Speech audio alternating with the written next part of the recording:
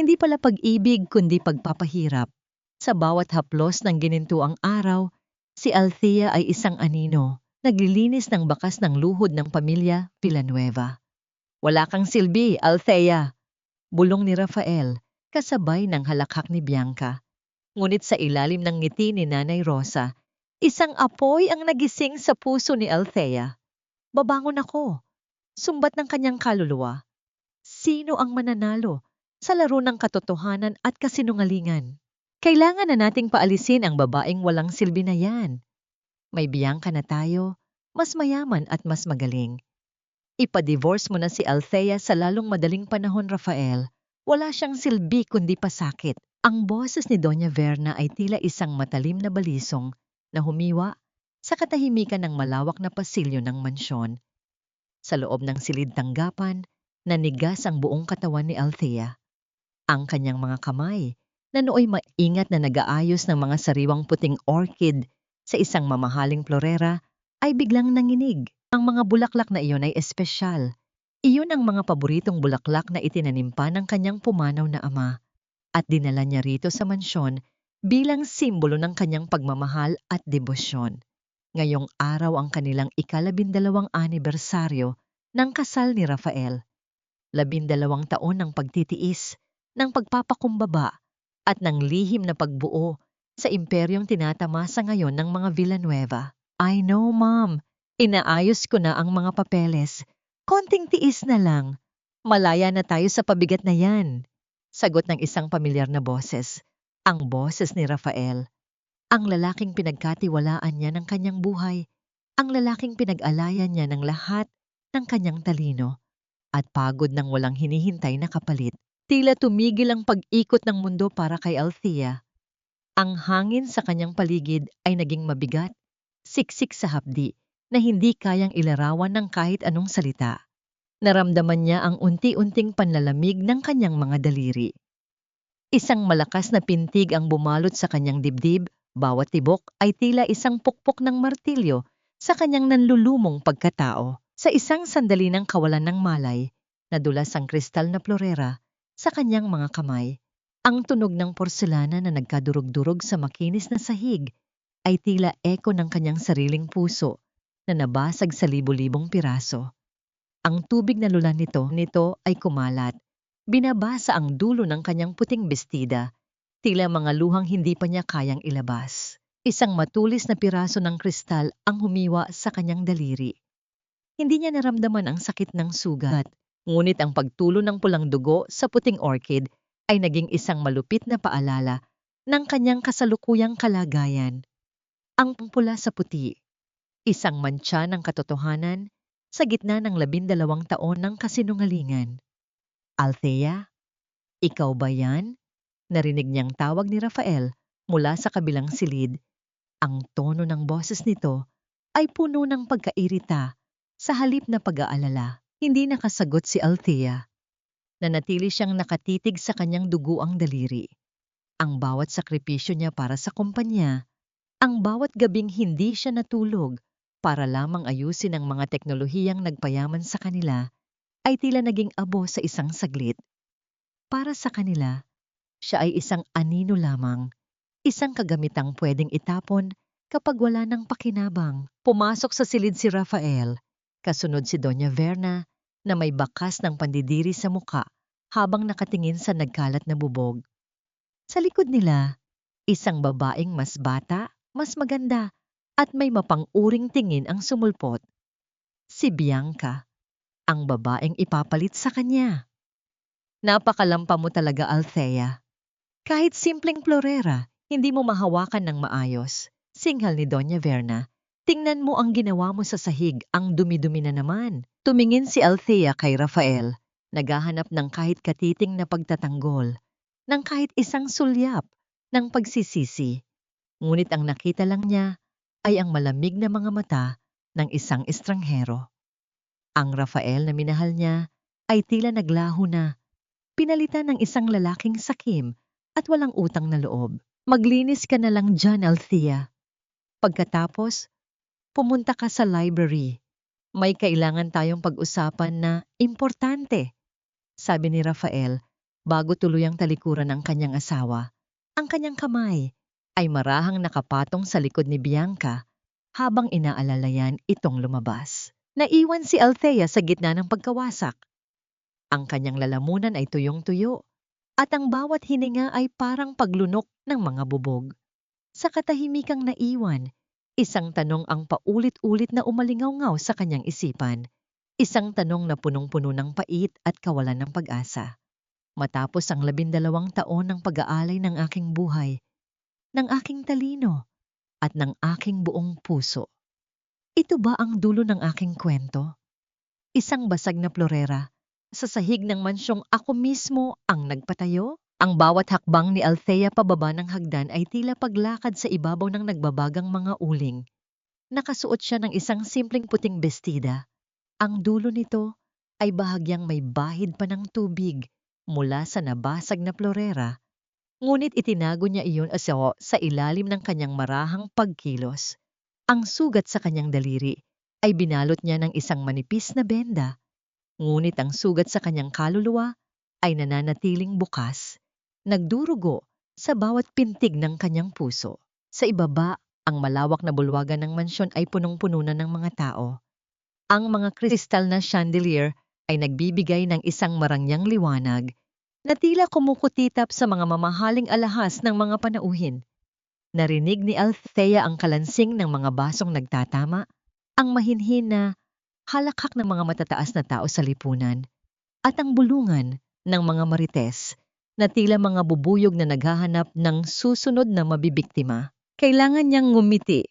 Iyon ang papel na ibinigay sa kanya sa loob ng 12 taon. Ang maging isang magandang palamuti. Ang tahimik na asawa na walang sariling tinig. Althea, ayusin mo ang iyong muka. Bulong ni Doña Verna nang malapit ito sa kanya. Hinawakan ng matanda ang kanyang braso ng mahigpit. Ang mga kuko nito ay tila bumaon sa kanyang balat. Napakaswerte mo sa amin. Kung wala ang pamilya Villanueva, baka hanggang ngayon ay nagdidildil ka pa rin ng asin sa probinsya. Kaya maging masunurin ka lang para kahit papaano ay may mapapala ka pa kapag natapos na ang lahat ng ito. Opo, Mama. Mahinang sagot ni Althea. Ang kanyang tinig ay tila isang hanging naglalaho. Ang salitang Mama ay naging mapait sa kanyang dila. Isang titulong hindi kailanman naging karapat-dapat sa babaeng nasa harap niya. Sa gitna ng bulwagan, tumayo si Rafael sa tabi ni Bianca. Ang liwanag ng spotlight ay tumama sa kanila, dahilan upang magmukha silang isang perpektong magkapareha. Kinuha ni Rafael ang mikropono.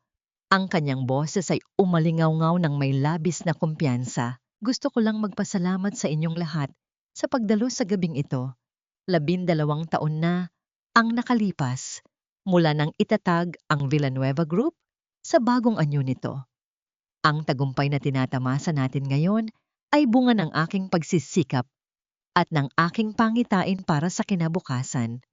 Pahayag ni Rafael habang nakatingin ng diretso kay Bianca. At sa tulong ng mga bagong katuwang na tulad ni Bianca, mas lalo nating palalawakin ang ating imperyo. Walang binanggit na pangalan ni Althea. Walang pasasalamat para sa mga gabing siya ang gumawa ng mga technical na report. Walang pagkilala sa mga patent na siya ang nag-isip. Ang lahat ng palakpakan ay para kay Rafael at ang lahat ng paghanga ay para sa kagandahan ni Bianca. Habang ang lahat ay abala sa pagkain at pakikipag-usap, dahan-dahang umatras si Althea patungo sa dilim.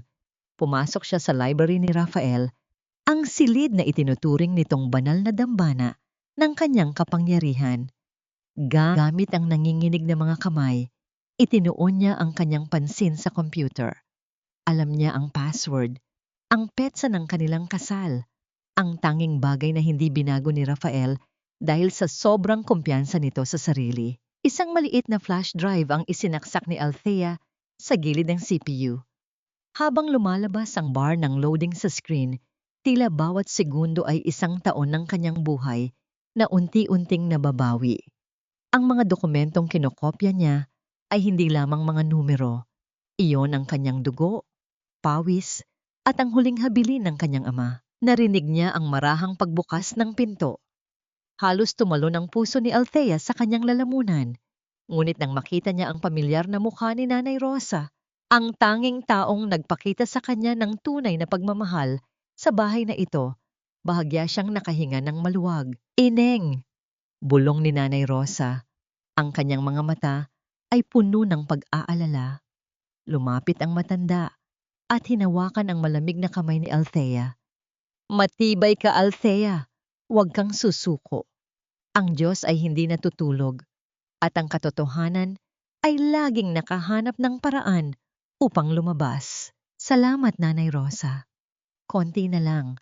Sagot ni Althea, ang kanyang mga mata ay nag-aapoy na sa isang bagong uri ng determinasyon. Hindi na ito ang apoy ng galit, kundi ang apoy ng isang pusong nagpasya ng mabuhay para sa sarili. Nang matapos ang pagkopya, mabilis na tinanggal ni Althea ang flash drive at itinago ito sa loob ng kanyang benda sa kamay. Nararamdaman niya ang init nito sa kanyang balat, isang sandata na magpapabagsak sa mga taong umabuso sa kanyang kabutihan. Paglabas niya ng library, bumalik siya sa bulwagan. Nakita niya si Rafael na masayang nakikipagtawanan. Hawak ang isang baso ng alak habang ang isa namang kamay ay nakayakap sa biwang ni Bianca. Tumingin si Bianca sa direksyon ni Althea, ang kanyang mga labi ay nagpakita ng isang mapanuyang ngiti. Tila sinasabing, natalo na kita. Ngunit sa loob ng puso ni Althea, may isang boses na sumagot. Hindi mo pa alam kung ano ang tunay na nawala sa inyo. Habang ang musika ay patuloy na tumutugtog at ang mga bisita ay nagsasayawan, isang malakas na tawag mula sa labas ang bumasag sa katuwaan ng lahat. Isang hindi inaasahang panauhin ang dumating, bit-bit ang isang balita na magpapabago sa daloy ng gabi. Hindi dinalaw ng antok si Althea ng gabing iyon. Ang dilim ng kanyang silid ay tila naging isang malawak na dagat ng mga alaala, kung saan ang bawat alon ay nagdadala ng hapdi at pagsisisi. Sa kanyang kanang kamay, mahigpit niyang hinahawakan ang maliit na flash drive. Ramdam niya ang bawat kanto nito sa kanyang palad, tila isang mainit na uling na nagbibigay ng liwanag sa gitna ng kanyang malamig na mundo. Tumayo siya at lumapit sa isang lumang cabinet na nakatago sa sulok ng silid. Mula sa ilalim ng mga nakatuping damit, kinuha niya ang isang maliit na kahon na gawa sa nara.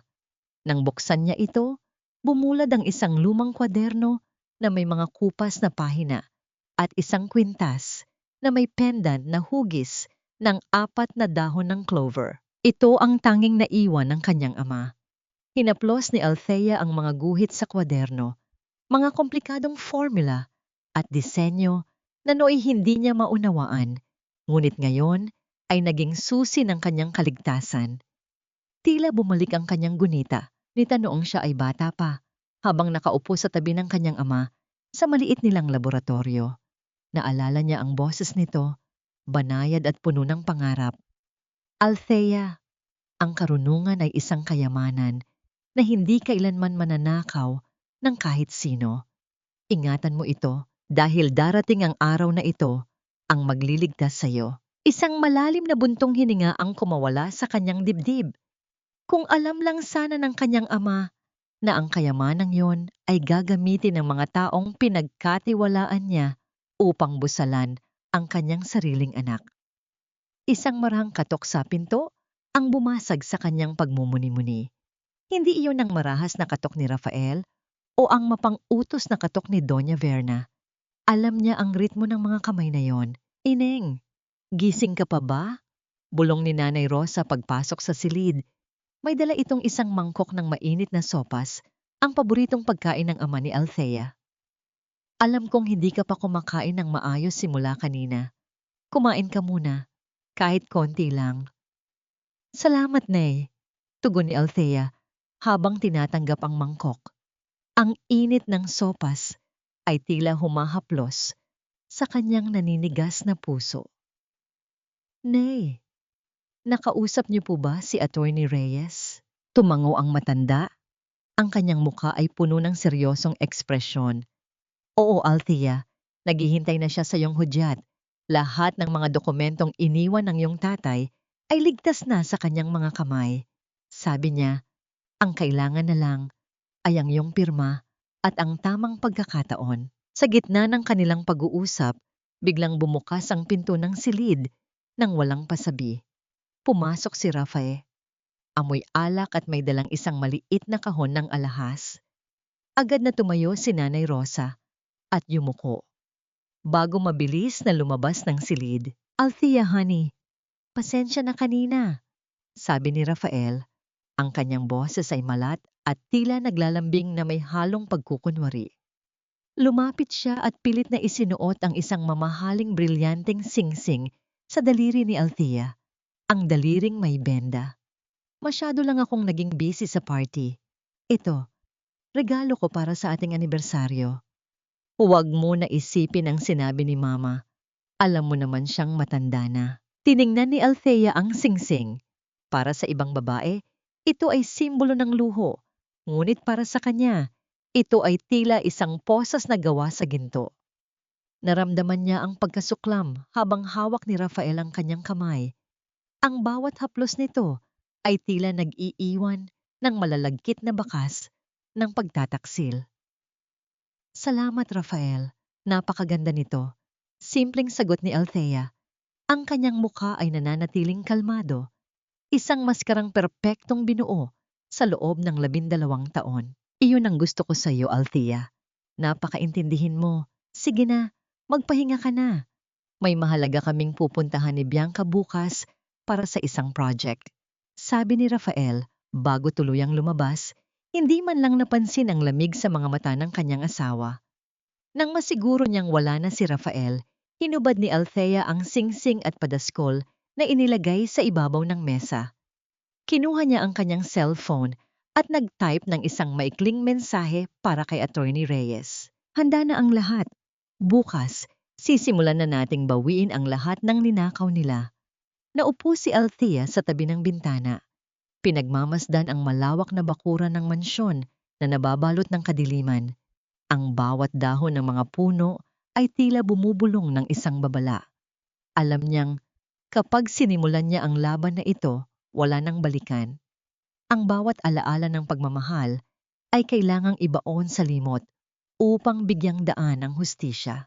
Attorney Reyes's voice echoed in her mind from their last secret call. Sigurado ka na ba, Althea? Pag sinimulan mo to, wala nang balikan. Mawawala ang lahat ng kinagisnan mong buhay.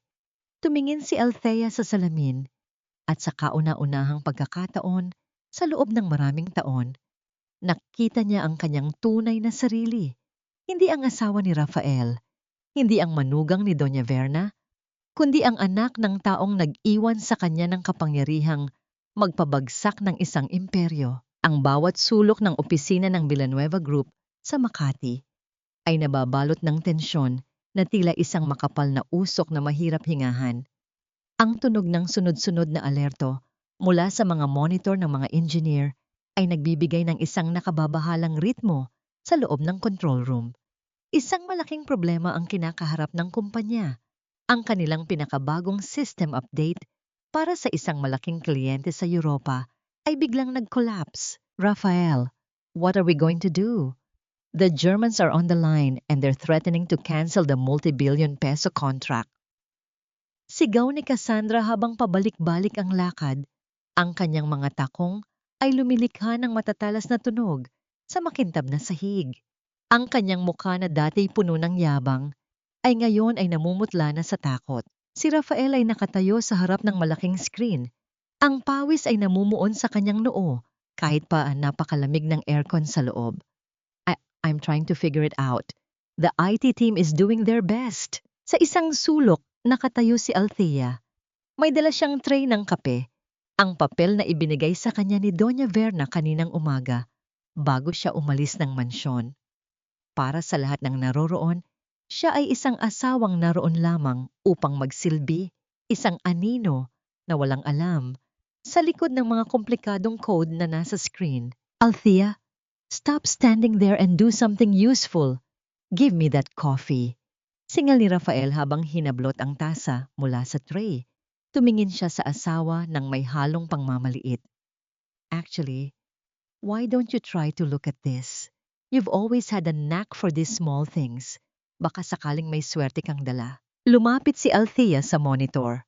Ang kanyang mga mata ay mabilis na gumalaw sa bawat linya ng code. Sa loob ng kanyang isipan, tila bumukas ang isang pinto patungo sa isang pamilyar na mundo. Nakita niya ang mga hibla ng logic na binuo ng kanyang ama.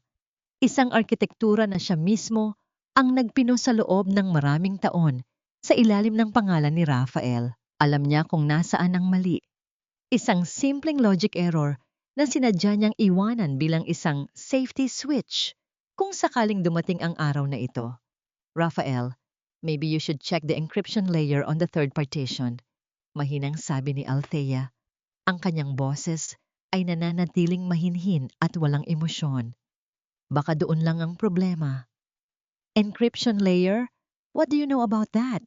Iritadong sagot ni Cassandra. Raphael, don't listen to her. She's just a housewife. Ngunit sa desperasyon ni Raphael, sinunod niya ang sinabi ni Althea. Ang kanyang mga daliri ay mabilis na nag-type sa keyboard. Sa loob ng ilang sandali, ang pulang ilaw sa screen ay naging berde. Ang system ay bumalik sa normal na operasyon. Ang bawat engineer sa loob ng silid ay nakahinga ng maluwag. Isang malakas na hiyaw ng tuwa ang umalingaw-ngaw.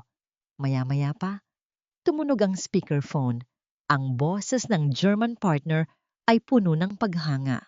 Excellent work, Mr. Villanueva. Your genius never ceases to amaze us. That solution was brilliant. We will continue with the partnership. Isang malapad na ngiti ang sumilay sa mukha ni Raphael.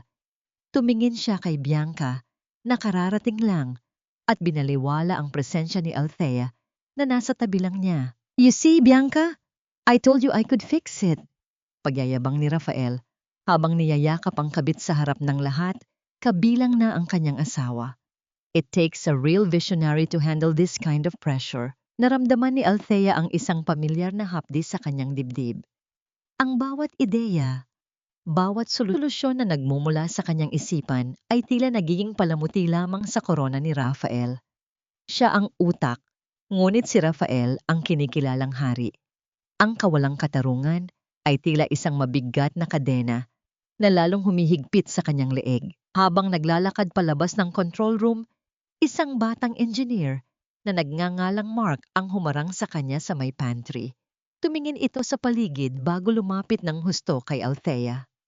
Ma'am Althea, nakita ko po ang ginawa niyo kanina. Bulong ni Mark. Ang kanyang mga mata ay puno ng paghanga at respeto. Alam ko pong hindi si Sir Raphael ang nakakita ng error na yon. Maraming salamat po. Kundi dahil sa inyo, marami sa aming mga rank and file ang mawawala ng trabaho ngayon. Isang maliit na ngiti ang gumuhit sa mga labi ni Althea. Ito ang unang pagkakataon na may kumilala sa kanyang gawa sa loob ng gusaling ito. Salamat, Mark. Pero atin-atin na lang muna yun, ha? Huwag mo nang babanggitin sa kanila. Nang makauwi sa mansyon, dinalhan siya ni Nanay Rosa ng isang baso ng malamig na tubig sa kanyang maliit na opisina. Nakita ng matanda ang pagod at ang nakatagong galit sa mga mata ni Althea. Ining, bawat patak ng pawis at luha mo ay may katumbas na gintong aral, sabi ni Nanay Rosa habang hinahaplos ang balikat ni Althea. Darating ang araw, ikaw mismo ang magbibigay ng pangalan sa gawa mo. Hindi ka na itatago ng kahit na sinong anino. Tumingin si Althea sa isang lumang dokumento ng patent na nakasabit sa pader. Isang dokumento na may pangalang Villanueva, ngunit ang bawat detalye ay nagmula sa pananaliksik ng kanyang ama. Hinawakan niya ang kanyang dibdib, dinarama ang mabilis na tibok ng kanyang puso. Hindi na ako magiging anino, Nay. Panata ni Althea sa kanyang sarili. Sisikat ang pangalan ko, at sa araw na yon, sila naman ang lalamunin ng dilim. Sa labas, narinig niya ang tawanan ni na Rafael, Cassandra at Doña Verna habang nagdiriwang para sa tagumpay ni Rafael.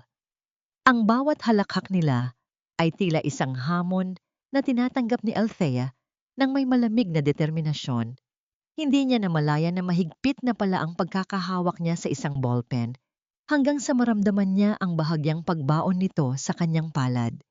Ngunit ang sakit na iyon ay wala pa sa kalingkingan ng sakit na idinulot nila sa kanya sa loob ng 12 taon. Bukas, ang bawat piraso ng puzzle ay magsisimula ng mabuo. At sa pagkakataong ito, siya na ang hahawak ng kontrol. Althea, Hija, magbihis ka ng maayos mamayang gabi. Maghahanda ako ng isang espesyal na hapunan. Gusto kong bumawi sa iyo sa lahat ng mga naging pagkukulang namin nitong mga huling araw. Ang tinig ni Doña Verna sa telepono ay tila pulot na may nakatagong lason, matamis, malapot, ngunit nakamamatay. Alam ni Althea na ang bawat salitang lumalabas sa bibig ng kanyang biyenan ay may nakakabit na patibong. Hindi ito isang simpleng hapunan ng pagkakaunawaan. Ito ay isang ritual ng pagpapatalsik na binalot sa balabal ng kabutihan. Pagdating ng gabi, ang hapagkainan ng mga Villanueva ay tila isang entablado ng isang malupit na dula. Nakasuot si Althea ng isang asul na bestida, simple at walang anumang palamuti, na lalong nagpatingkad sa kanyang maputlang mukha. Sa tapat niya, nakaupo si Rafael na tila hindi makatingin ng diretso sa kanya, habang sa tabi nito ay nakaupo si Bianca, na mistulang reyna na sumasakop sa teritoryong hindi pa naman kanya. Napakaganda ng gabi na ito. Simula ni Rafael, ang kanyang boses ay puno ng pilit na sigla. Humawak siya sa kamay ni Althea sa ibabaw ng mesa, isang haplos na dati nagbibigay sa kanya ng init, ngunit ngayon ay tila isang malamig na bakal na dumidikit sa kanyang balat. Althea, alam mo naman na kahit anong mangyari, mananatili kang mahalaga sa pamilyang ito. Pero sa takbo ng negosyo natin ngayon, kailangan nating gumawa ng mga sakripisyo. Anong klaseng sakripisyo, Rafael? Mahinang tanong ni Althea.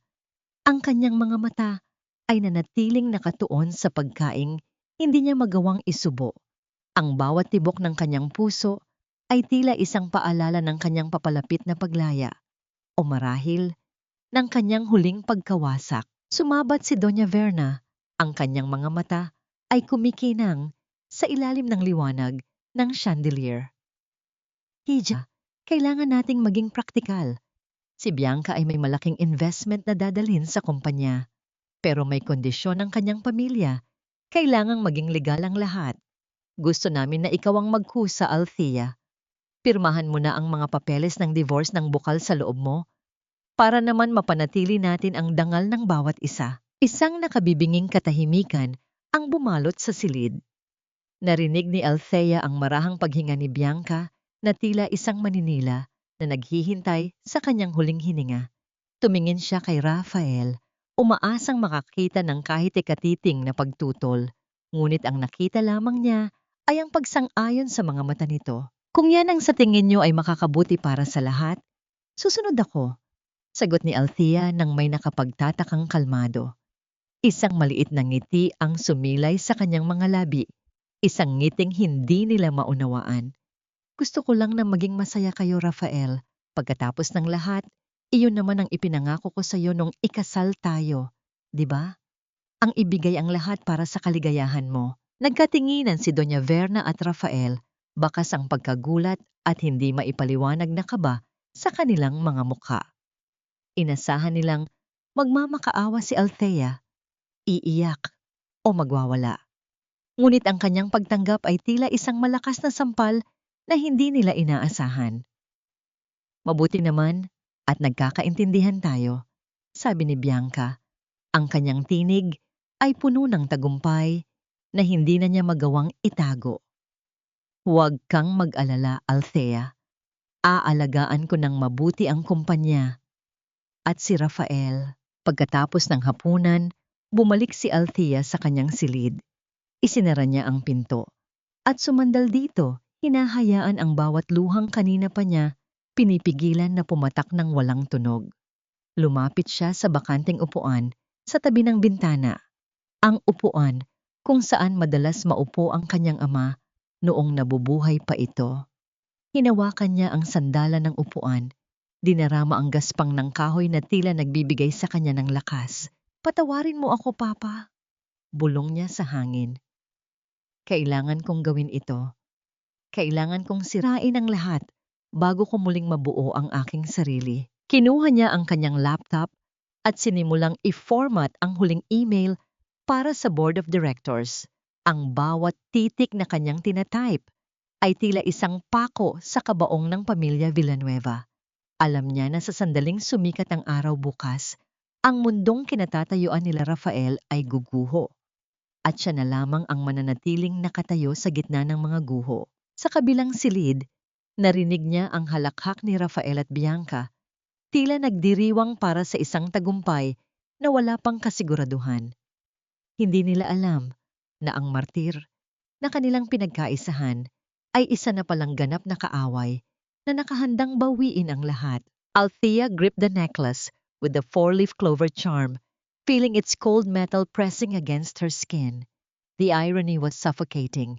They thought they were setting her free to get rid of her, but in reality, they were unlocking the cage of a lioness.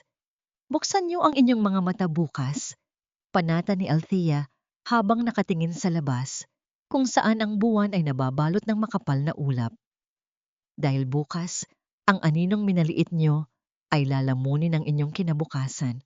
Mabigat ang sikat ng araw na pumasok sa bintana ng silid-aklatan ng mga Villanueva ng umagang iyon. Ang bawat alikabok na sumasayaw sa liwanag ay tila mga saksi sa isang pagtatapos na matagal nang hinintay. Sa gitna ng malawak na mesa, nakalatag ang mga papeles ng divorce, mapuputi, malilinis, ngunit puno ng bigat ng 12 taon ng pagtitiis at pait. Naroroon si Doña Verna, nakaupo ng tuwid na tila isang hukom na naghihintay ng hatol. Sa tabi niya, si Bianca ay hindi mapakali. Ang kanyang mga daliri ay panakanakang humahaplos sa malaking bouquet ng mga pulang rosas na dala niya. Tila isang tropeyo ng kanyang nalalapit na tagumpay. Si Rafael naman ay nakatayo sa tabi ng bintana. Malayo ang tingin at mahigpit ang hawak sa kanyang tasa ng kape. Ang kanyang balisang kilos ay hindi maitago ng kanyang mamahaling suit. Pumasok si Attorney Reyes kasama ang abogado ng pamilya Villanueva. Ang bawat hakbang nila sa makapal na alpombra ay tila isang babala. Naupo si Althea sa harap ng mesa. Ang kanyang mukha ay tila isang telo ng pelikula na walang palabas, walang emosyon, walang luha, tanging isang malalim na katahimikan na nakabibingi para sa mga nakapaligid sa kanya. Nandito na ang lahat ng kailangan, Miss Althea. Madiing sabi ng abogado ng mga Villanueva. Kapag napirmahan mo na ito, malaya na ang bawat panig sa anumang obligasyon. Inabot ni Althea ang mamahaling ballpen. Naramdaman niya ang lamig ng metal sa kanyang balat. Tumingin siya sa bawat guhit ng mga titik sa papel. Ang bawat salita ay tila isang tanikala na dahan-dahang nalalagot. Sa kanyang isipan, narinig niya ang huling payo ni Attorney Reyes sa kanilang lihim na pag-uusap. Ito na ang huling hakbang sa kadiliman bago mo makita ang liwanag.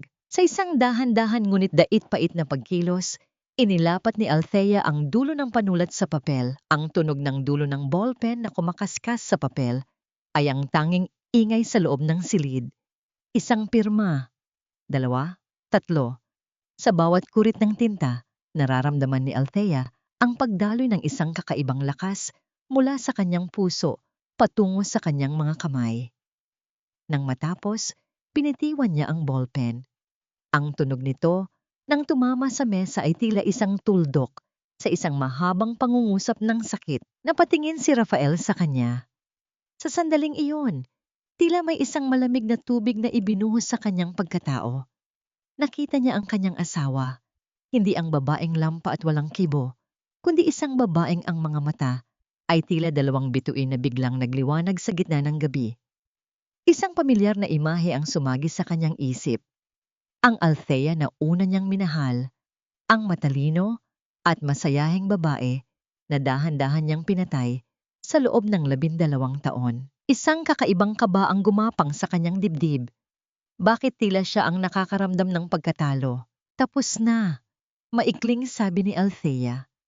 Ang kanyang boses ay hindi nanginig, hindi naging mabasag. Ito ay matatag tila isang pader. Bago pa man makapagsalita si Doña Verna o makangisi si Bianca, biglang tumunog ang telepono ng abogado ng mga Villanueva. Ang mukha nito ay biglang naging seryoso. Pagkatapos ay namutla. Ano yon? Tanong ni Doña Verna. Ang kanyang tinig ay puno ng awtoridad. May kailangang daluhang pulong si Sir Rafael sa Board of Directors. Ngayon na po, mayroong mahalagang anunsyo mula sa may-ari ng majority shares ng kumpanya. Sagot ng abogado. Ang boses ay bahagyang nanginig. Nagkatinginan si Rafael at Doña Verna. Sino? Ako ang chairman at si Rafael ang may hawak ng shares. Asik ng matanda. Hindi sumagot si Althea. Tumayo siya ng may dignidad na hindi nila kailanman nakita. Tumingin siya ng diretso kay Bianca at sa kauna-unahang pagkakataon, isang mapanuyang ngiti ang gumuhit sa kanyang mga labi. Isang nangiting nagsasabing, alam niya ang isang lihim na malapit nang pumatay sa kanilang lahat. Maiwan ko na kayo. May mga bagay pa akong kailangang ayusin para sa aking bagong buhay, sabi ni Althea bago tuluyang tumalikod. Sa may pintuan ng mansyon, naghihintay si Nanay Rosa. Bit-bit ng matanda ang isang maliit na bag na naglalaman ng mga huling alaala ng ama ni Althea. Nang magtama ang kanilang mga mata, niyakap ng matanda ang dalaga ng napakahigpit. Ngayon ka palang nagsisimulang mabuhay, Ineng, bulong ni Nanay Rosa habang dumadaloy ang mga luha sa kanyang kulubot na pisngi. Ang iyong ama ay nakangiti sa iyo mula sa langit. Salamat, Nay. Salamat sa lahat. Tugon ni Althea. Ang kanyang boses ay puno ng pangako. Sumakay si Althea sa sasakyang naghihintay sa kanya.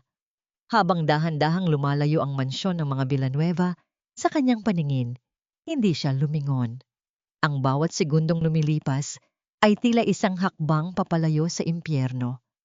Hindi nila alam na habang ipinagdiriwang nila ang kanyang pag-alis, ang kumpanyang kanilang ipinagmamalaki ay isa na lamang roida sa ilalim ng kanyang mga paa. Ang bawat buntong hininga niya ay tila isang panalangin ng pasasalamat.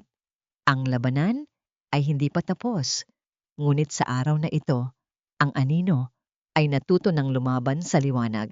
Ang bawat upuan sa loob ng boardroom ng Villanueva Group ay tila may dalang kuryente na nagpapataas ng balahibo ng bawat naroroon.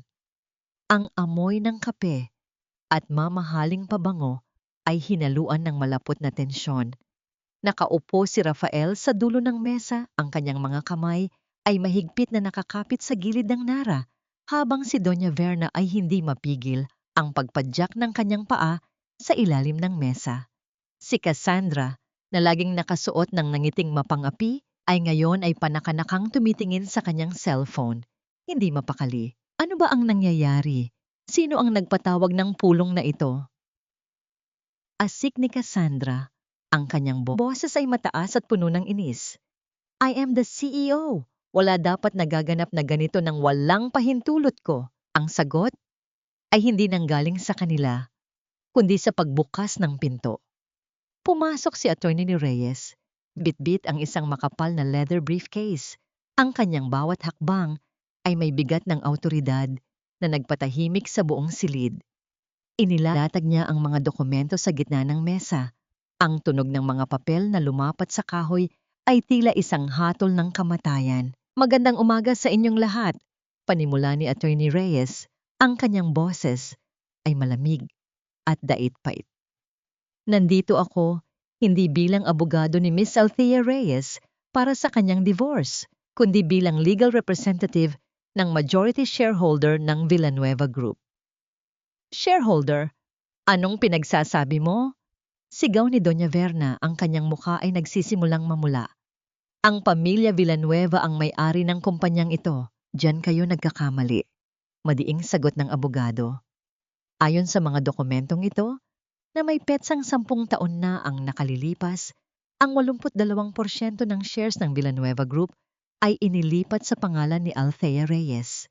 Ito ay galing sa orihinal na puhunan at mga teknolohiyang binuo ng kanyang ama, si Dr. Arturo Reyes. Ang inyong pamilya ay nagsilbi lamang na mga mukha ng kumpanya habang ang tunay na nagmamay-ari ay nanatili sa anino. Ang buong silid ay nabalot ng isang nakabibinging katahimikan. Ang mukha ni Rafael ay nawalan ng kulay, tila isang bangkay na nakaupo sa gitna ng mga buhay. Si Doña Verna ay dahan-dahang napasandal sa kanyang upuan. Ang kanyang bibig ay bahagyang nakabukas, ngunit walang salitang lumalabas. Hindi maaari, sigaw ni Cassandra.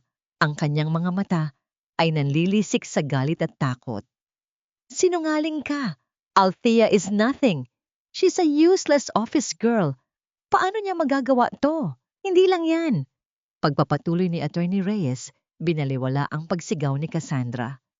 Lahat ng core patents na nagpapatakbo sa inyong mga makinarya at system software ay nakapangalan ng personal kay Miss Althea. At ngayong pirmahan na ang inyong paghihiwalay, formal na binabawi ni Miss Althea ang lahat ng lisensya para gamitin ang mga teknolohiyang ito. Simula sa oras na ito, lahat ng produksyon ng Villanueva Group ay kailangang itigil. Sa gitna ng kaguluhan, muling bumukas ang pinto. Pumasok si Althea. Hindi na siya ang babaeng nakayuko ang ulo. Nakasuot siya ng isang itim na power suit na lalong nagpatingkad sa kanyang matatag na tindig. Ang kanyang buhok ay maayos na nakapusod at ang kanyang mga mata ay tila dalawang matalas na talim na sumusuri sa bawat isa sa kanila. Walang sinabi si Althea. Huminto siya sa likuran ni Attorney Reyes at tumingin ng diretso kay Rafael. Ang tingin na yon ay hindi puno ng galit, kundi ng isang malalim na pagkahabag para sa isang lalaking inakala niyang hari. Ngunit isa lamang palang huwad na tinitingala. Cassandra! Mahinang sabi ni Attorney Reyes habang nakatingin sa kapatid ni Rafael. Ang iyong posisyon bilang CEO ay opisyal ng binabawi.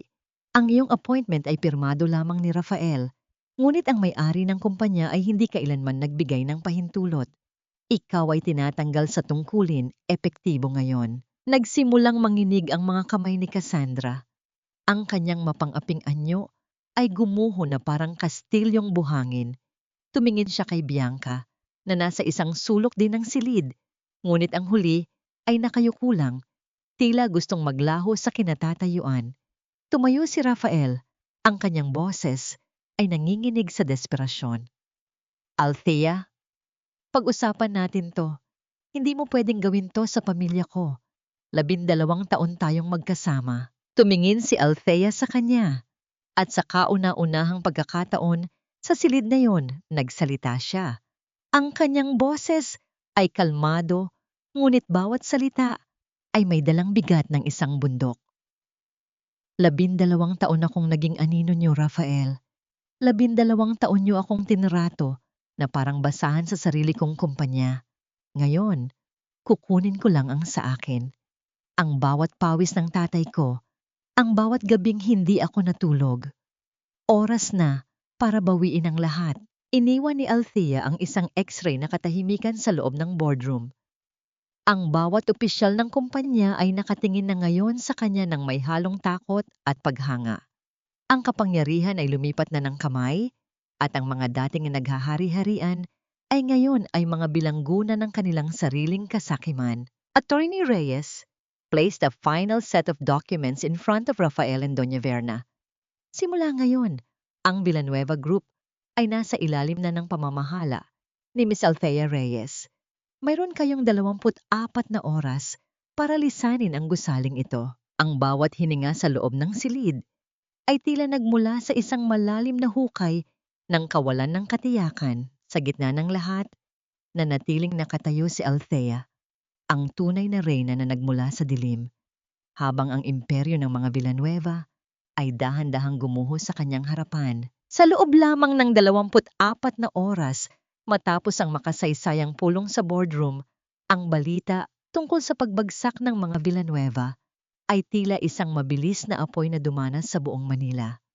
Ang presyo ng kanilang stocks ay bumagsak ng mas mabilis kaysa sa isang batong inihulog sa isang malalim na balon. Ang bawat digital na graph sa stock market ay nagpakita ng isang mahabang pulang linya na pababa, tila isang sugat na hindi nahihilom. Sa loob ng mansyon ng mga Villanueva, ang dating tunog ng tawanan at kalansing ng mga mamahaling baso ay napalitan ng nakatutulig na katahimikan at panakanakang pagsigaw. Doña Verna ay nakaupo sa sahig ng kanyang malawak na silid. Ang kanyang mamahaling seda na damit ay gusot-gusot, habang ang kanyang mga kamay ay mahigpit na nakakapit sa kanyang ulo. Hindi ito maaari. Rafael, gawin mo ang lahat. Tawagan mo ang mga kaibigan natin sa bangko. Sigaw ni Doña Verna, ang kanyang boses ay paos at puno ng desperasyon. Ang bawat dekorasyon sa mansyon na dati simbolo ng kanilang yaman ay ngayon ay tila mga anino na nagpapaalala sa kanilang papalapit na pagkawasak. Si Rafael ay nakatayo sa harap ng kanyang bar cabinet. Ang kanyang mga kamay ay nanginginig habang pilit na nagsasalin ng alak sa isang baso. Ang bawat tawag niya sa kanyang mga tinuturing na kaibigan at business partners ay nauuwi lamang sa isang mechanical na boses na nagsasabing hindi maabot ang numero o kaya naman ay mabilis na pagbababa ng linya. Ang mga taong dati nag-uunahan sa paghalik sa kanyang kamay ay ngayon ay tila mga mumu na nagtatago sa dilim. Sa isang sulok, si Bianca ay mabilis na nag-eempake ng kanyang mga gamit. Ang bawat mamahaling bag at sapatos na ibinigay ni Rafael ay mabilis niyang isinisilid sa kanyang maleta. Bianca, anong ginagawa mo? Huwag mo akong iwan ngayon. Pagsusumamo ni Rafael, ang kanyang boses ay puno ng pait. Rafael, maging praktikal tayo. Malamig na sagot ni Bianca habang isinasara ang kanyang huling maleta. Hindi ako pumayag na maging bahagi ng pamilyang ito para lang maging mahirap. Ang bawat pangako mo ay nakasalalay sa yaman mo. Ngayong wala na yon, anong silbi ko rito? Isang huling tingin na puno ng pandidiri ang ipinukol niya kay Rafael bago tuluyang lumabas ng pinto. Ang tunog ng kanyang mga takong sa sahig ay tila isang huling martsa ng pag-alis. Samantala, sa labas ng mga pabrika ng Villanueva Group, ang mga empleyado ay nagtipon-tipon nang may halong takot at kalituhan. Ang mga makinarya na dati lumilikha ng isang maingay na musika ng produksyon ay ngayon ay tahimik, tila mga dambuhalang natutulog. Marami sa kanila ang nag-aalala para sa kanilang kinabukasan. Ang kanilang mga mukha ay puno ng katanungan kung paano na ang kanilang mga pamilya. Sa isang bagong opisina sa kabilang panig ng lungsod, nakaupo si Althea sa harap ng isang malaking bintana. Pinagmamasdan niya ang paglubog ng araw. Ang bawat kulay ng langit ay tila isang paalala ng pagtatapos ng isang kabanata at pagsisimula ng isa pa.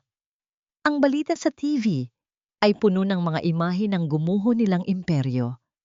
Ang bawat headline ay tila isang pagsisiyasat sa mga maling gawain ng mga Villanueva na dati itinatago ng kanilang yaman. Ineng!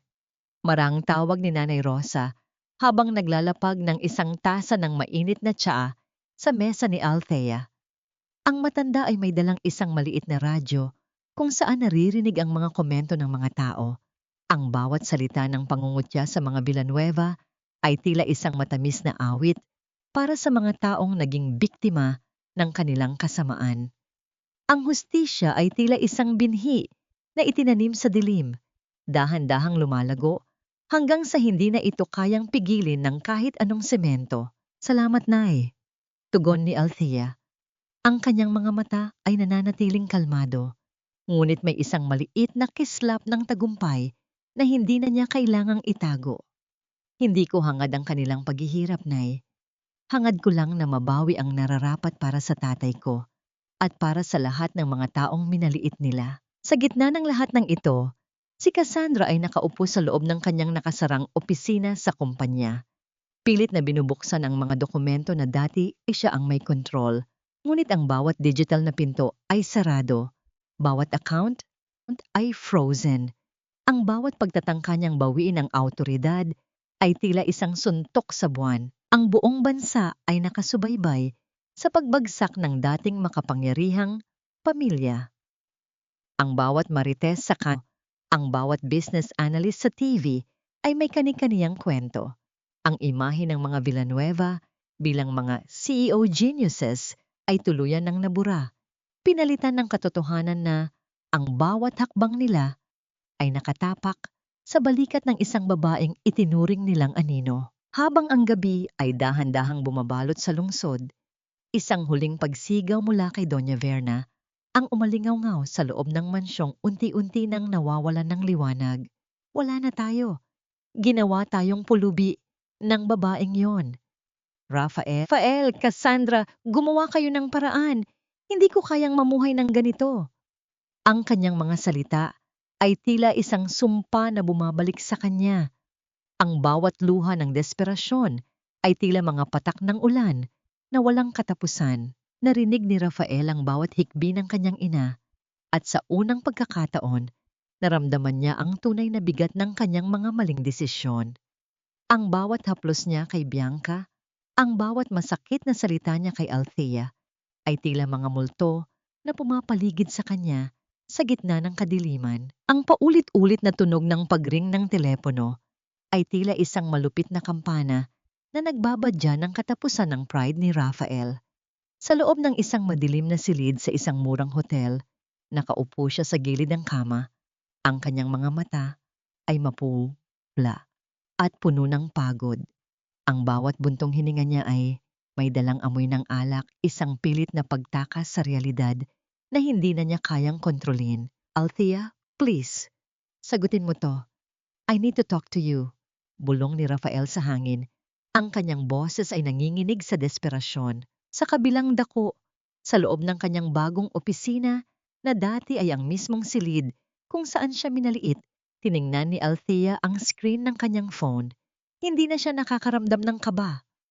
Ang pangalang Rafael sa screen ay tila isang salitang mula sa isang wikang hindi na niya naiintindihan. Sa huli, pinindot niya ang answer button.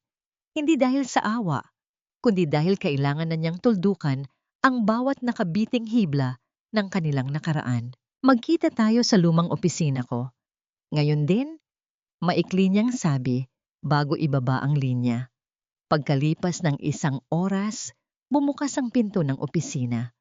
Pumasok si Rafael, ngunit hindi na ito ang lalaking may suot na mamahaling suit at may mapang-aping pamanangiti.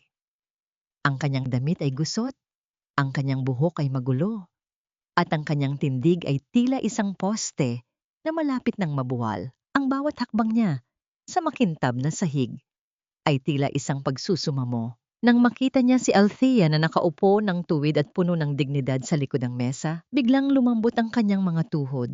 Ang tunog ng kanyang mga tuhod na tumama sa matigas na sahig ay bumasag sa katahimikan ng silid. Lumuhod siya sa harap ni Althea.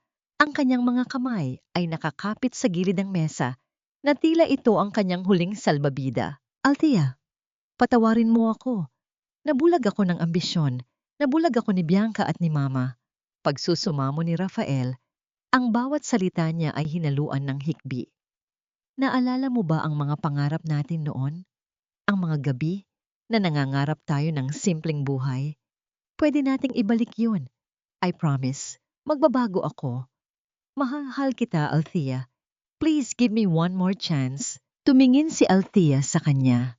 Walang galit sa kanyang mga mata. Tanging isang malalim na pagkahabag na mas masakit pa kaysa sa puot. Hinawakan niya ang kwintas na may 4 na dahon ng clover na suot niya. Ang alaala ng kanyang tunay na halaga. Ang pagmamahal mo ay isang lason, Rafael. 12 taon mong unti-unting pinatay ang pagkatao ko habang kinukuha mo ang lahat ng pinaghirapan ko. Mahinang sabi ni Althea. Bawat salita ay may dalang bigat ng katotohanan. Binulag mo ako sa pamamagitan ng mga pangakong napako. Ngayon, malinaw na ang aking paningin. Ang nakikita ko na lang sa harap ko ay isang lalaking duwag na hindi kayang tumayo sa sarili niyang mga paa. Hindi totoo yan. Kaya kong bumawi. We can start over. Sigaw ni Rafael, pilit na hinahawakan ng kamay ni Althea, ngunit mabilis itong inilayo ng babae. Ang Rafael na minahal ko ay namatay na kasabay ng bawat sampal ng iyong ina at bawat pagtalikod mo sa akin noong kailangan kita. Pagpapatuloy ni Althea habang tumatayo. Ang Althea na kilala mo ay isang anino na naglaho na rin. Ang babaeng nasa harap mo ngayon ay hindi na kailangan ang iyong awa o ang iyong huwad na pagmamahal. Tumalikod si Althea at naglakad patungo sa bintana. Pinagmamasdan ng mga ilaw ng lungsod na tila mga pangarap na abot kamay na niya ngayon. Naramdaman niya ang malamig na hangin mula sa aircon, ngunit sa loob ng kanyang dibdib, may isang mainit na pakiramdam ng kalayaan. Umalis ka na, Rafael. Ang pagpapatawad ay hindi isang pagkakataon para saktan mo ulit ako. Ang pagpapatawad ay para sa kalayaan ng puso ko, para hindi na ako muling mabuhay sa dilim na idinulot mo. Huling sabi ni Althea nang hindi lumingon. Naiwan si Rafael na nakaluhod. Ang kanyang mga balikat ay nangangatog sa bawat hikbi ng pagsisisi. Ang bawat alaala ng kanilang masasayang sandali ay tila mga latay ng latigo sa kanyang kaluluwa. Ang katahimikan sa opisina ay tila isang malakas na sigaw na nagpapaalala sa kanya na wala na siyang babalikan. Paglabas ni Althea ng gusali, sinalubong siya ni Nanay Rosa na naghihintay sa loob ng sasakyan. Nakita ng matanda ang kapayapaan sa mga mata ng dalaga. Tama ang ginawa mo, Ineng. Bulong ni Nanay Rosa habang hinahawakan ang kamay ni Althea. Ang pagpapatawad ay hindi para sa kanila, kundi para sa sarili mo. Ngayon, malaya ka na talagang lumipad. Sa loob ng silid na iniwan ni Althea, biglang tumunog ang cellphone ni Rafael. Ang screen ay nagpapakita ng pangalan ni Doña Verna. Sa bawat pagsigaw ng kanyang ina sa kabilang linya, lalong nararamdaman ni Rafael ang bigat ng kanyang pagkatalo. Wala na siyang kumpanya, wala na siyang yaman, at higit sa lahat, wala na ang tanging babaeng tunay na nagmahal sa kanya sa kabila ng lahat. Ang bawat patak ng pintura sa dingding ng maliit na opisina sa Ortigas ay tila isang simbolo ng pagsilang ng isang bagong pag-asa. Hindi ito kasing laki o kasing gara ng gusali ng mga Villanueva, ngunit ang bawat sulok ay puno ng liwanag na nagmumula sa malalaking bintana. Ang amoy ng bagong gamit na kahoy at ang sariwang hangin ay nagbibigay ng pakiramdam ng kalinisan, isang bagong simula na malayo sa polusyon ng nakaraan. Dito itinatag ni Althea ang Reyes Innovations. Sa gitna ng silid, nakasabit ang isang malaking litrato ng kanyang ama, si Dr. Arturo Reyes. Ang mga mata nito sa larawan ay tila nakamasid ng may pagmamalaki sa kanyang anak. Ang bawat hakbang ni Althea sa loob ng opisinang ito ay may dalang bigat ng responsibilidad, hindi lamang para sa kanyang sarili, kundi para sa mga taong naniwala sa kanya. Isang umaga, bumukas ang pinto at pumasok si Mark, ang batang engineer na dating nagtatrabaho sa Villanueva Group kasama ang 10 pang mga dating empleyado. Ang kanilang mga muka ay kababakasan ng pag-aalinlangan, ngunit may kasamang matinding determinasyon. Ma'am Althea, nandito na po kami. Bungad ni Mark. Ang kanyang boses ay puno ng respeto. Nabalitaan po namin ang tungkol sa Reyes Innovations. Hindi po kami nagdalawang isip na iwan ang mga benepisyo sa kabila para sumama sa inyo. We believe in your vision, ma'am. Alam namin kayo ang tunay na nagdala ng tagumpay sa kumpanyang yon. Naramdaman ni Althea ang isang mainit na bugso ng emosyon sa kanyang dibdib. Salamat, Mark. Salamat sa inyong lahat. Maliit pa lang tayo ngayon at aminin ko, hindi magiging madali ang simula. Maraming pinto ang nagsasara dahil sa impluwensya ng mga Villanueva. Pero ipapangako ko sa inyo, dito, bawat boses ay pakikinggan. Bawat pawis nyo ay may halaga. Ang unang ilang linggo ay naging isang malaking hamon. Maraming bangko ang tumanggi sa kanilang loan applications dahil sa mga bad records na pilit na ikinakalat ni Doña Verna sa likod ng mga anino. Ang mga dating kliyente ay nag-aalinlangan ding lumipat dahil sa takot sa gulo ng korte.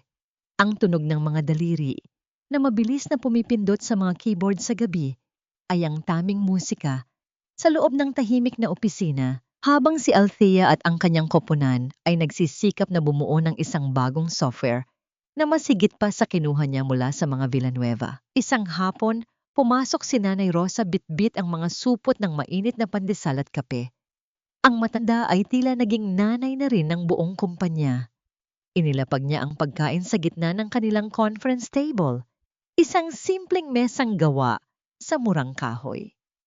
Kumain muna kayo mga anak, haplos ni Nanay Rosa sa balikat ni Althea. Ang tagumpay ay hindi minamadali. Tila ito isang pananim na kailangan ng tiyaga bago anihin ang bunga. Sa gitna ng kanilang simpleng merienda, tumunog ang telepono ni Althea. Ito ay mula sa isang maliit na kumpanya ng transportasyon na nangangailangan ng logistics system. Hindi ito kasing laki ng mga kontratang milyon-milyon sa Villanueva, ngunit ito ang kanilang unang pagkakataon. We got it! Sigaw ni Althea matapos ibaba ang telepono. Ang bawat isa sa loob ng silid ay nagyakapan. May mga luhang kumawala sa mga mata ni Mark at ng iba pa. Ang tunog ng palakpakan ay tila isang sining ng tagumpay na umalingaw-ngaw sa buong gusali. Hindi ito tungkol sa pera. Ito ay tungkol sa pagpapatunay na kaya nilang tumayo nang wala ang mga mapang-aping kamay ng nakaraan. Nang gabing iyon, matapos umuwi ng lahat, nanatili si Althea sa harap ng litrato ng kanyang ama. Hinawakan niya ang kwintas na clover at naramdaman ang isang malalim na kapayapaan. Para sa iyo ito, Papa, bulong niya sa hangin. Ngunit sa kabilang panig ng lungsod, sa loob ng isang madilim na opisina, pinapanood ni Doña Verna ang mga balita tungkol sa maliit na tagumpay ng Reyes Innovations. Ang kanyang mga kamay ay nanginginig sa galit habang pinupunit ang dyaryo. Ang bawat tagumpay ni Althea ay tila isang sampal sa kanyang bumabagsak na dangal. Huwag kang magpakasaya, Althea, banta ni Doña Verna sa kanyang sarili. Ang bawat salita ay tila isang talsik ng lason. Sisiguraduhin kong ang bagong pundasyon mo ay guguho bago mo pa ito maitayo ng tuluyan. Ang bawat balita sa telebisyon na nagpapakita ng mukha ni Althea ay tila isang matalim na aspil na itinutusok sa puso ni Doña Verna. Sa loob ng isang maliit at madilim na apartment, isang lugar na dati ay hindi niya man lang titingnan. Nakaupo ang matanda habang nakatitig sa screen. Ang liwanag ng TV ay nagpapakita ng ningning sa mga mata ni Althea habang tinatanggap nito ang isang parangal para sa Reyes Innovations. Tingnan mo ang babaeng niyan, Rafael. Ninakaw niya ang buhay na dapat ay sa atin. Galit na sigaw ni Doña Verna. Ang bawat salita niya ay tila isang talsik ng lason. Ang kanyang mga kamay, na nooy punong-puno ng mga mamahaling alahas, ay ngayon ay nanginginig na sa tindi ng puot. Si Rafael ay nakaupo sa isang silya sa sulok, nakasuot ng isang kupas na t-shirt na malayo sa kanyang dating mga mamahaling suit. Hawak niya ang isang baso ng tubig, ngunit ang kanyang tingin ay malayo. Tila nakalutang sa isang dagat ng pagsisisi. Ang bawat tagumpay ni Althea na nababalitaan niya ay tila isang latay ng latigo sa kanyang kaluluwa. Hindi niya ninakaw, Ma. Binawi niya lang ang sa kanya. Mahinang sagot ni Rafael. Ang kanyang boses ay wala ng kahit anong sigla. Tayo ang nagnakaw sa kanya ng 12 taon. Isang malakas na sampal ang dumapo sa pisngi ni Rafael mula sa kanyang ina. Ang tunog ng palad na tumama sa balat ay bumasag sa katahimikan ng maliit na silid. Wala kang kwenta. Kung hindi ka naging mahina, hindi tayo hahantong sa ganito. Habang nagaganap ang kaguluhang ito, sa pamilya Villanueva, si Althea naman ay dahan-dahang naglalakad sa loob ng isang supermarket. Ang bawat ingay ng mga pushcart at ang masiglang usapan ng mga tao ay nagbibigay sa kanya ng isang pakiramdam ng pagiging normal. Hindi na siya ang babaeng laging nakatago sa likod ng mga security guards ng mga Villanueva. Sa isang hilera ng mga delata, hindi sinasadyang nagtama ang landas nila ni Rafael. Ang huli, ay may dalang isang maliit na basket na naglalaman ng mga simpleng pangangailangan. Nang magtama ang kanilang mga mata, tila tumigil ang mundo para kay Rafael. Ang bawat alaala ng kanilang nakaraan ay tila isang pelikulang mabilis na dumaan sa kanyang isipan. Althea, bulong ni Rafael. Ang kanyang boses ay puno ng pait at hiling na hindi na kailanman matutupad. Kumusta ka na? Tiningnan siya ni Althea. Walang galit, walang puot, tanging isang malalim na kapayapaan ang mababakas sa kanyang mga mata. Ang anino ng nakaraan ay hindi na sapat upang takpan ang liwanag ng kanyang kasalukuyan. Mabuti ako, Rafael. Masaya na ako. Simpleng sagot ni Althea. Ang kanyang boses ay kalmado, tila isang payapang lawa. Hindi siya huminto para makipag-usap ng matagal. Isang marahang ng ulo lamang ang ibinigay niya bago dinalhan ang kanyang sarili patungo sa counter. Ang bawat hakbang ni Althea papalayo ay tila isang pako sa kabaong ng pag-asa ni Rafael. Naramdaman niya ang isang matinding lamig sa kanyang dibdib. Ang babaeng dati ay handang mamatay para sa kanya, ay ngayon ay hindi naman lang kayang magpakita ng kahit anong emosyon sa kanyang harap. Nang makauwi si Althea, sinalubong siya ni Atty. Reyes at Nanay Rosa sa kanyang bahay. Naghahanda sila ng isang simpleng hapunan para ipagdiwang ang bagong kontrata ng Reyes Innovations. Ang tunay na tagumpay mo, Ineng, ay hindi ang yaman na nabawi mo, sabi ni Atty. Reyes habang iniaabot ang isang baso ng juice kay Althea, kundi ang katotohanan na nahanap mo na ang sarili mong liwanag sa gitna ng dilim. Ngumiti si Althea at tumingin sa labas ng bintana. Ang buwan ay maliwanag, tila nakikibahagi sa kanyang kapayapaan. Ngunit sa kabilang bahagi ng lungsod, si Doña Verna ay hindi pa rin tapos. Gamit ang kanyang huling natitirang koneksyon, isang mapanganib na plano ang sinisimulan niyang buuin. Isang huling pagtatangka na hilahin si Althea pabalik sa impyernong pinanggalingan nito. Ang bawat sulat na tinitingnan ni Doña Verna sa kanyang mesa ay may dalang isang masamang balita para sa Reyes Innovations. Ang matanda ay tila isang mangkukulam na naghahanda ng sumpa. Ang bawat tawa niya ay tila isang babala na ang baha ay malapit na ring dumating. Hindi ako papayag na ang babaeng iyon ang maghari, panata ni Doña Verna habang mahigpit na hawak ang isang lihim na dokumento na maaring bumago muli sa lahat. Dadalhin ko siya sa putikan kung saan siya nababagay. Ang bawat balita sa social media at telebisyon ay tila isang malakas na agos ng putik na pilit na dumurumi sa pangalan ng Reyes Innovations. Sa loob ng isang gabi, kumalat ang mga akusasyon na ang mga teknolohiyang ipinagmamalaki ni Althea ay ninakaw lamang mula sa isang banyagang korporasyon na katuwang dati ng mga Villanueva.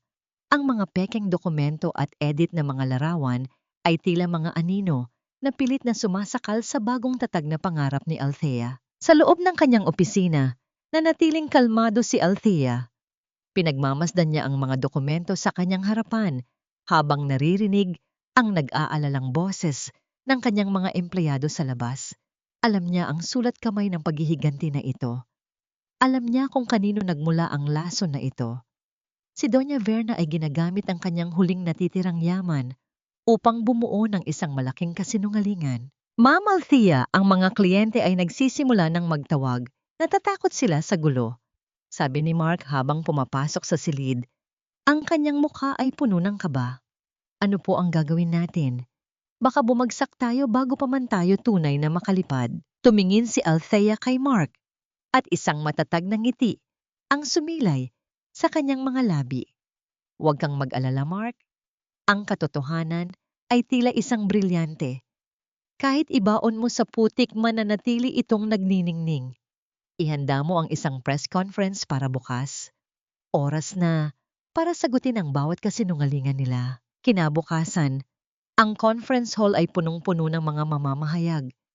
Ang bawat flash ng kamera ay tila mga kidlat na naghihintay ng bagyo. Pumasok si Althea kasama si Atty. Reyes. Nakasuot siya ng isang puting-puting suit, simbolo ng kanyang malinis na hangarin.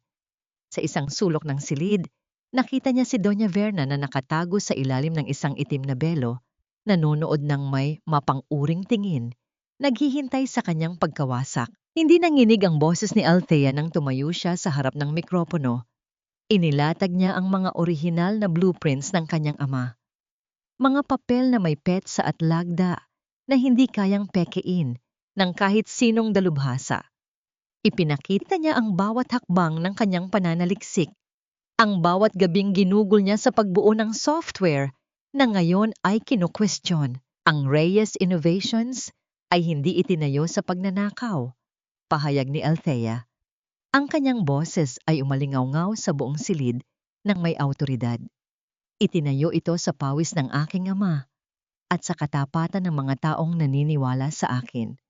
Ang mga akusasyong ito ay gawa-gawa lamang ng mga taong hindi matanggap ang sarili nilang pagkatalo. Biglang tumayo si Attorney Reyes at inilabas ang isang audio recording, isang lihim na pag-uusap ni Doña Verna at ng kinatawan ng kumpanyang nag-aakusa, kung saan malinaw na maririnig ang pag-aalok ng suhol upang siraan si Althea. Ang tunog ng boses ni Doña Verna na nagpaplano ng kasamaan ay tila isang malakas na kulog na bumasag sa lahat ng kanyang kredibilidad. Ang buong silid ay nabalot ng gulat. Ang bawat kamera ay biglang tumutok kay Doña Verna na ngayon ay pilit na nagtatago sa likod ng kanyang mga tauhan. Ang kahihiyan ay tila isang mabigat na kumot na bumalot sa kanya. Sa isang sandali, ang lahat ng kanyang kapangyarihan ay tuluyan ng naglaho, pinalitan ng pandidiri ng publiko. Matapos ang press conference, naglakad si Althea papalabas. Nadaanan niya ang kanyang dating biyenan na ngayon ay pinapaligiran ng mga pulis para sa investigasyon ng perjury at bribery. Tumingin si Althea ng diretso sa mga mata ni Doña Verna. Walang galit, walang paghihiganti, tanging isang malalim na awa. Tapos na ang dula, Doña Verna, mahinang sabi ni Althea. Ang dilim na itinanim niyo ay sa inyo na rin bumalik. Nang makabalik sa opisina, sinalubong siya ng kanyang mga empleyado nang may masigabong palakpakan. Si Mark at ang iba pa ay may mga luhang kumawala sa kanilang mga mata. Alam nila na ang laban na ito ay hindi lang para sa kumpanya, kundi para sa kanilang dangal. Mabuti ang puso mo, Ineng, kaya hindi ka matatalo. Bulong ni Nanay Rosa habang niyayakap si Althea ng mahigpit. Ang Diyos ang bahala sa kanila. Ang mahalaga ay nanatili kang tapat sa iyong sarili. Nang gabing iyon, pinanood ni Althea ang balita. Nakita niya ang imahe ni Doña Verna na nakaupo sa isang madilim na silid sa istasyon ng pulisya. Mag-isa at walang kahit isang kaibigan na dumamay. Ang bawat luha ng matanda ay tila mga patak ng ulan sa isang tuyot na lupa. Huli na para sa anumang pagsisisi. Nararamdaman ni Althea ang isang malalim na katahimikan sa kanyang puso. Ang huling laban ay natapos na at ang katarungan ay dumaan, tila isang malinis na hangin na nagpababa sa alikabok ng nakaraan. Sa wakas, ang kanyang mga pangarap ay malaya na sa anumang tanikala. Sa gitna ng isang luntiang hardin na bahagi ng bagong proyektong pabahay ng Reyes Innovations, dahan-dahang naglalakad si Althea. Ang bawat hakbang niya sa ibabaw ng sariwang damo ay tila isang paglalakbay patungo sa isang mundong malayo sa ingay ng mga makinarya at gulo ng korte. Ang amoy ng basang lupa at ang halimuyak ng mga bulaklak ay nagbibigay sa kanya ng kapayapaang matagal na niyang ipinagkait sa sarili. Doon niya nakatagpo si Marco, ang arkitektong namumuno sa pagsasaayos ng kapaligiran. Nakatayo ito sa ilalim ng isang malaking puno ng nara, may hawak na blueprint at seryosong nakatitig sa disenyo ng parke. Si Marco ay may tindig na tila isang matatag na puno. Payak, matatag, at may dalang init na hindi nakapapaso. Ang kanyang mga mata ay tila isang malalim na sining na marunong makinig sa bawat bulong ng kalikasan. Masyadong seryoso ang tingin natin sa mga guhit na yan, architect. Nakangiting biro ni Althea habang lumalapit. Lumingon si Marco at isang malumanay na ngiti ang sumilay sa kanyang mga labi. Hindi ito ang ngiting nakasanayan ni Althea mula kay Rafael, isang ngiting punong-puno ng pagpapakitang tao.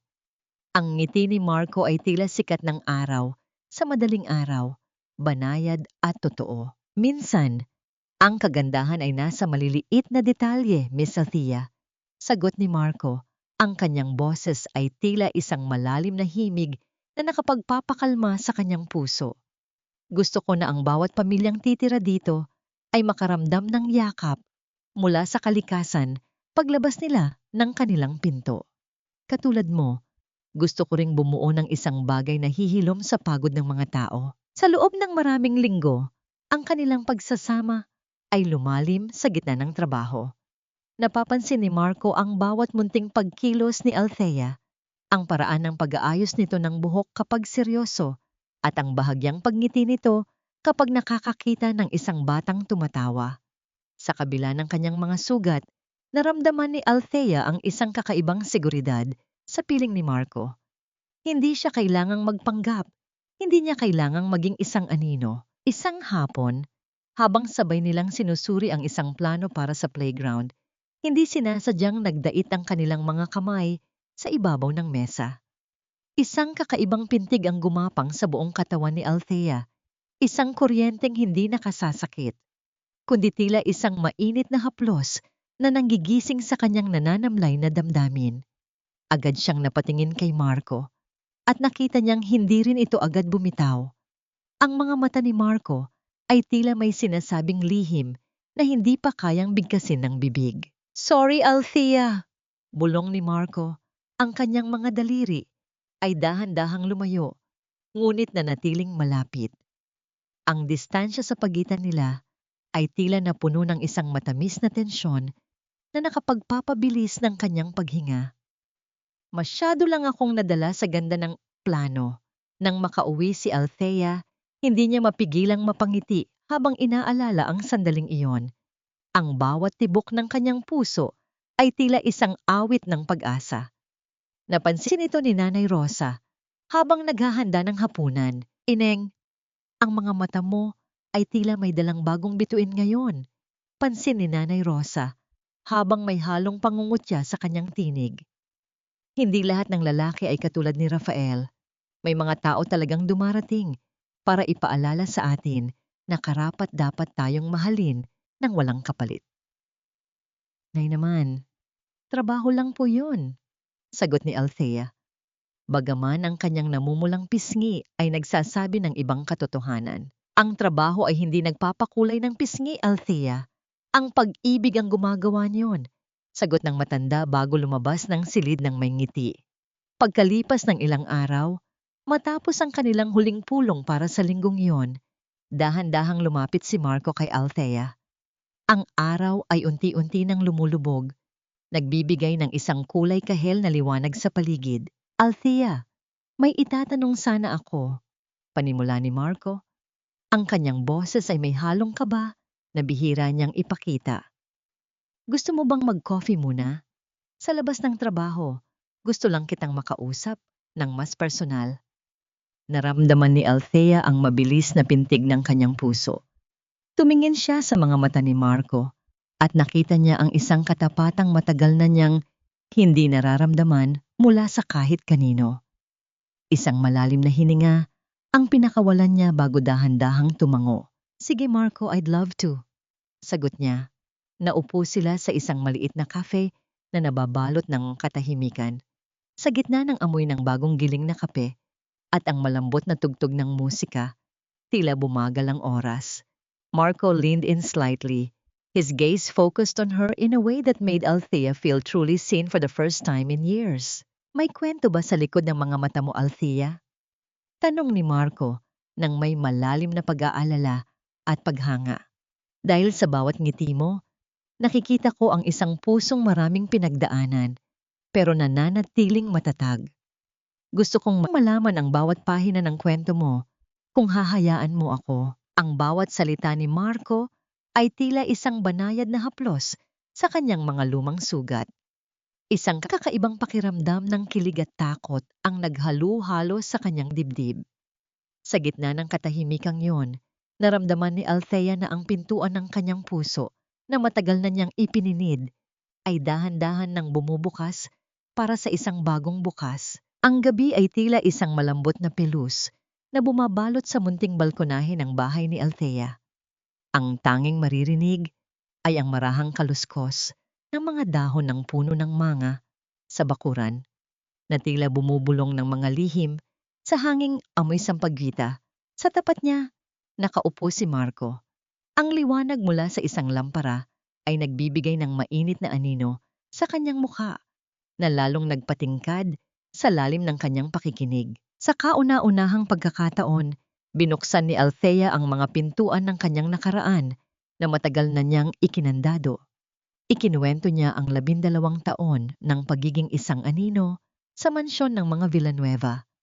Ikinuwento niya ang bawat gabing nilunok niya ang kanyang pride para sa isang pag-ibig na akala niya ay totoo.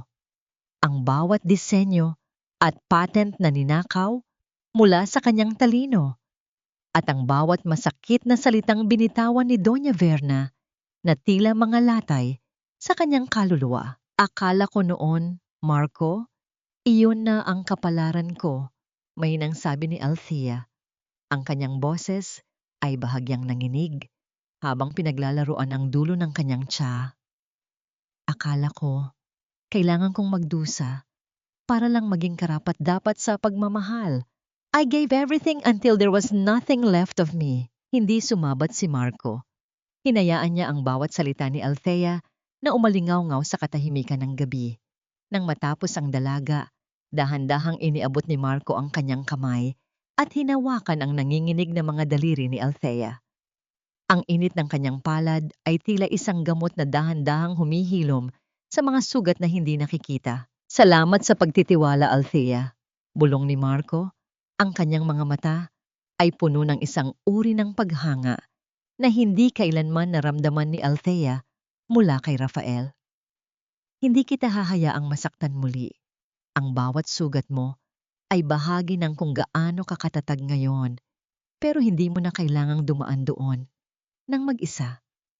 I'm here, and I'm not going anywhere. Sa mga sandaling iyon, naramdaman ni Althea ang isang kakaibang pakiramdam ng paglaya. Hindi na siya natatakot na husgahan. Ang pagtanggap ni Marco ay tila isang huling piraso ng puzzle na kumumpleto sa kanyang pagkatao.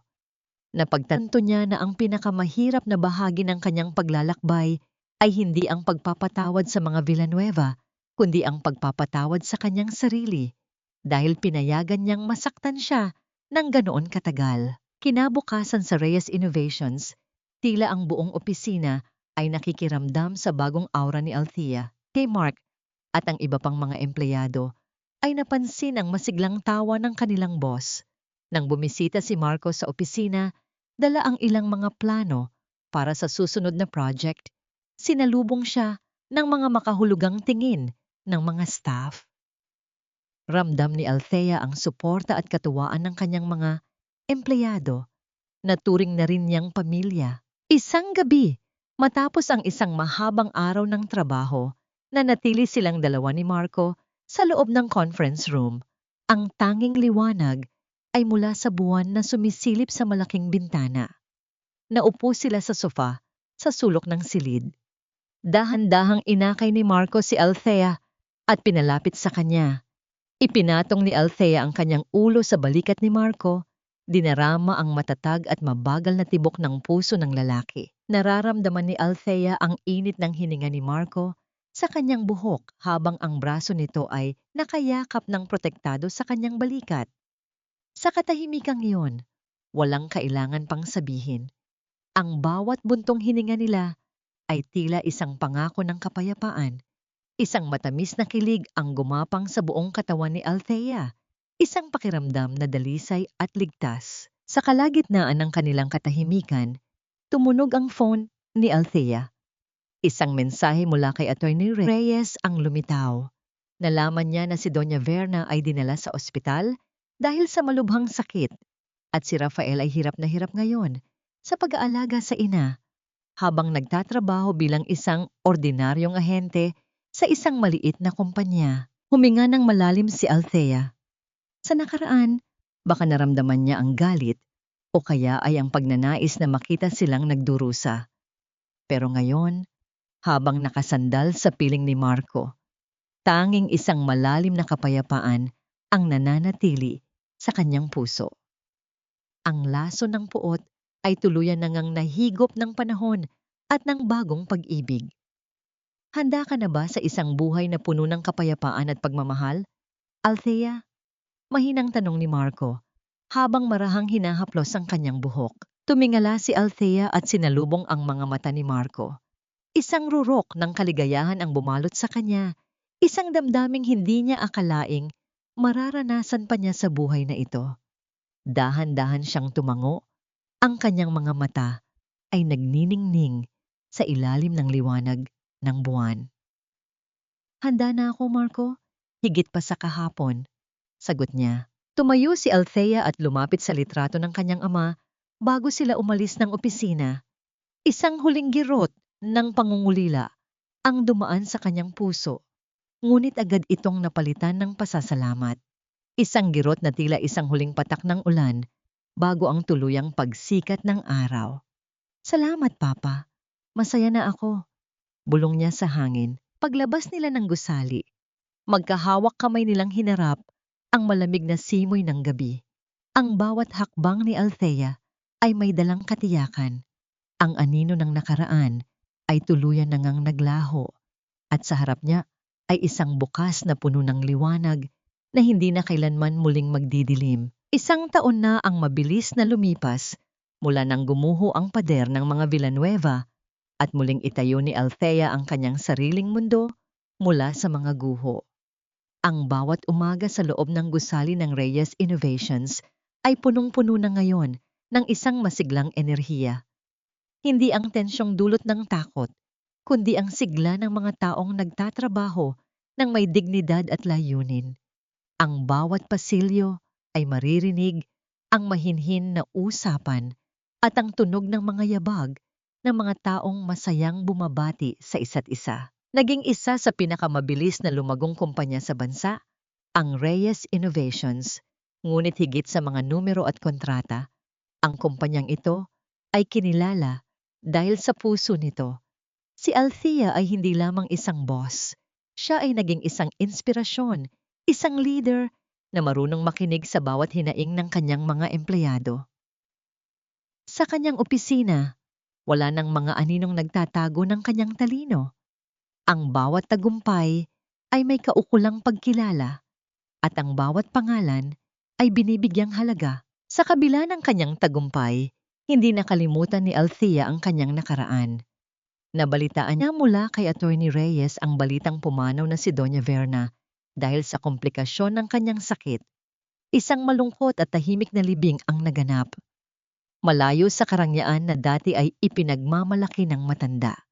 Si Rafael naman ay tuluyan ng nawalan ng direksyon sa buhay, nagtatrabaho sa isang maliit na kumpanya at madalas na makitang nag-iisa sa mga gilid ng kalsada, tila isang aninong naiwan ng nakaraan. Sa halip na matuwa, isang malalim na awa ang naramdaman ni Althea. Sa pamamagitan ni Attorney Reyes, lihim siyang nagpapadala ng tulong pinansyal para sa pangangailangan ni Rafael at sa edukasyon ni Cassandra nang hindi nagpapakilala. Hindi niya ito ginawa dahil sa natitirang pag-ibig, kundi dahil sa kanyang pagiging tao. Ang pagpapatawad ay hindi para sa kanila, Marco. Sabi ni Althea isang hapon habang magkasama silang naglalakad sa tabing dagat. Ang hangin ay amoy dagat at ang tunog ng mga alon na humahampas sa pampang ay tila isang banayad na kanta ng kalikasan. Ang pagpapatawad ay para sa kalayaan ng aking puso.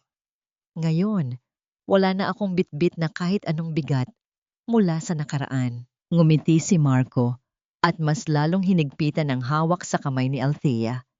Iyan ang dahilan kung bakit napakaganda ng puso mo, Althea. You chose kindness over bitterness. At yan ang pinakamahalagang legacy na may iwan mo. Nang gabing iyon, nagdaos sila ng isang simpleng pagdiriwang para sa anibersaryo ng Reyes Innovations at ang paglulunsad ng Arturo Reyes Foundation, isang pundasyong layuning tumulong sa mga batang matatalino ngunit hikahos sa buhay bilang pagpupugay sa kanyang ama. Naroon si Nanay Rosa, nakasuot ng kanyang pinakamagandang barot saya, at si Attorney Reyes na tila isang lolo na nakatingin ng may pagmamalaki sa kanyang mga apo. Ang amoy ng masasarap na pagkaing Pinoy na inihanda ni Nanay Rosa ay humahalimuyak Sa buong hardin, ang tunog ng tawanan at masayang kwentuhan ay tila isang sining ng tunay na kaligayahan. Sa gitna ng kasiyahan, itinaas ni Althea ang kanyang baso para sa isang toast. Para sa mga aninong natutong magliwanag, simula niya, ang kanyang mga mata ay nagniningning sa ilalim ng mga dekorasyong bumbilya. Para sa mga sugat na naging simbolo ng ating lakas at para sa isang bukas na puno ng pag-asa at pagmamahalan. Pagkatapos ng party, habang ang lahat ay abala sa pagliligpit, naiwan sina Althea at Marco sa ilalim ng puno ng nara. Inilabas ni Marco ang isang maliit na kahon at dahan-dahang binuksan ito. Isang simpleng singsing na may maliit na brilyante ang kumislap sa ilalim ng liwanag ng buwan. Althea, hindi ko maipapangako na magiging madali ang lahat. Bulong ni Marco. Ang kanyang boses ay puno ng katapatan. Pero ipinapangako ko na sa bawat hakbang, sa bawat tawa at luha, hindi ka na muling magiging anino. Gusto kitang makasama sa pagbuo ng isang buhay na puno ng katotohanan. Will you marry me? Naramdaman ni Althea ang pagdaloy ng mga luha ng kaligayahan sa kanyang pisngi. Ang bawat sakit na naranasan niya sa loob ng 12 taon ay tila naging sulit para marating ang sandaling ito. Dahan-dahan siyang tumango. Ang kanyang puso ay punong-puno ng kapayapaan. Yes, Marco. Yes, sagot niya habang isinusuot ni Marco ang singsing sa kanyang daliri. Tumingala si Althea sa langit na puno ng bituin. Pakiramdam niya ay naroon ang kanyang ama. Nakangiti at payapa na rin ang kaluluwa. Ang reyna ng mga anino ay tuluyan ng naglaho at ang isinilang ay isang babaeng nagniningning sa sarili niyang liwanag.